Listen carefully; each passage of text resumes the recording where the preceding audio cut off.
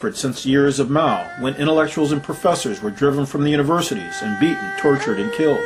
Scholarly books were burned, and 4,000 years of culture destroyed. Scholars, intellectuals, those with the highest education, and even full professors received the lowest pay. Even a waitress at a foreign hotel earned many times that of a full professor. The Chinese had a saying, as poor as a professor, as dumb as a PhD. Over 400 million Chinese were illiterate. The people were kept ignorant and in darkness by a repressive dictatorship which was consumed with making money.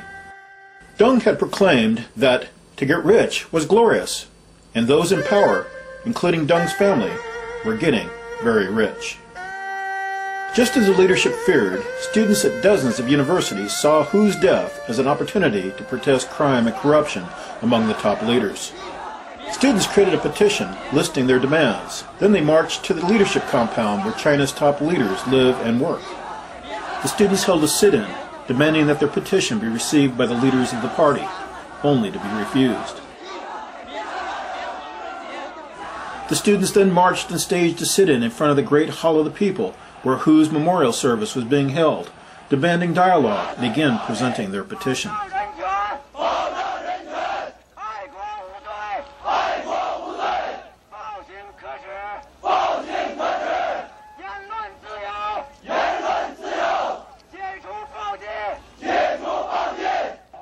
Hu Yaobang's funeral was scheduled for April 22nd, and despite government warnings to disperse, over 50,000 people defied the government and assembled outside the Great Hall of the People for Hu Yaobang's funeral. Chinese police stood outside and guarded the building. The people of China were not welcome at the Great Hall of the People. The students responded by chanting and shouting, "Down with dictatorship," and "We love freedom." Just as the leadership feared, students at dozens of universities saw Hu's death as an opportunity to protest crime and corruption among the top leaders of China. The rulers of China were also in a quandary. Although Hu had been deposed for pushing democratic reforms, Hu was still a loyal communist fighter who had held many important posts. Hu deserved all the honors of a state funeral. But the dictators were wary. Li Peng advised, "The universities should be carefully watched," he said, "for students were the most well-informed and the most likely to voice complaints."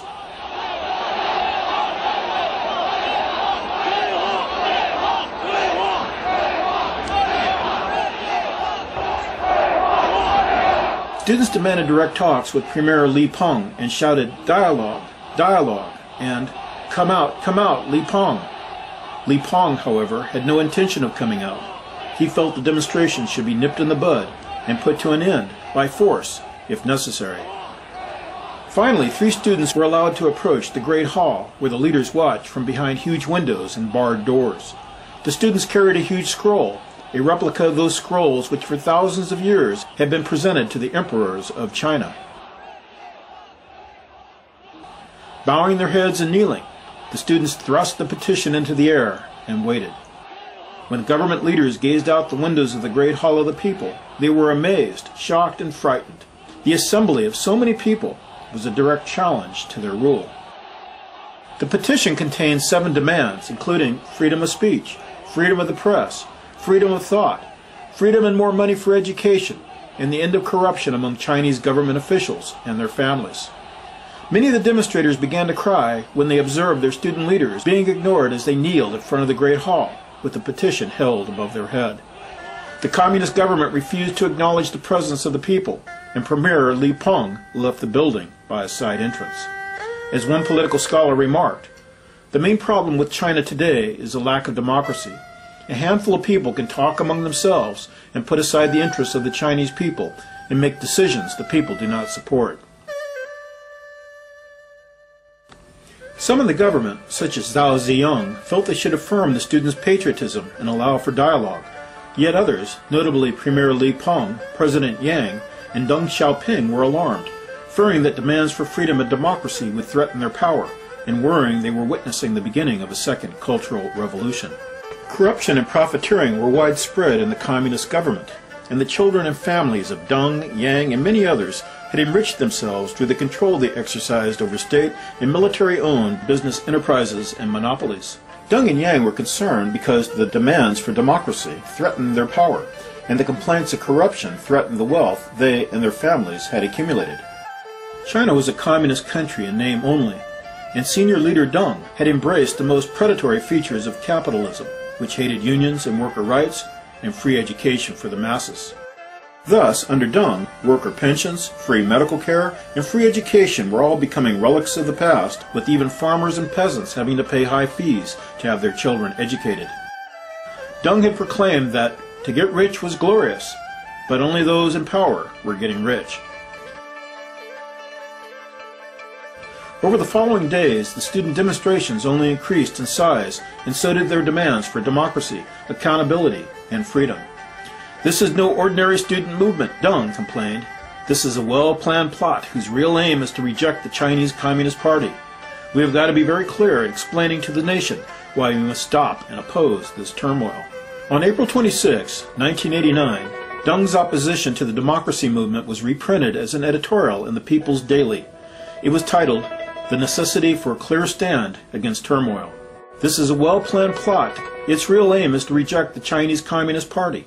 The purpose of the students is to poison people's minds. The whole nation must resolutely stop and oppose the students," proclaimed Deng's editorial. Even though the Chinese Constitution guarantees the right to free speech and to demonstrate, the People's Daily editorial was like an official charge of criminal activity. Mao used similar editorials to launch political persecutions against his enemies.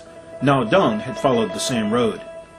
Peaceful demonstrators were being labeled counter-revolutionaries and terrorists who could be arrested, beaten, and even killed by the authorities.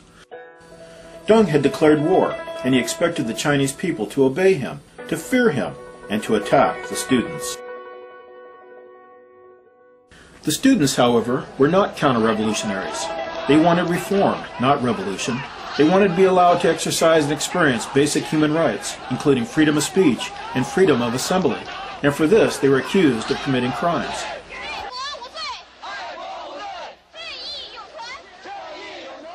The editorial triggered an explosive reaction which left Deng, Yang, and Li Peng shocked.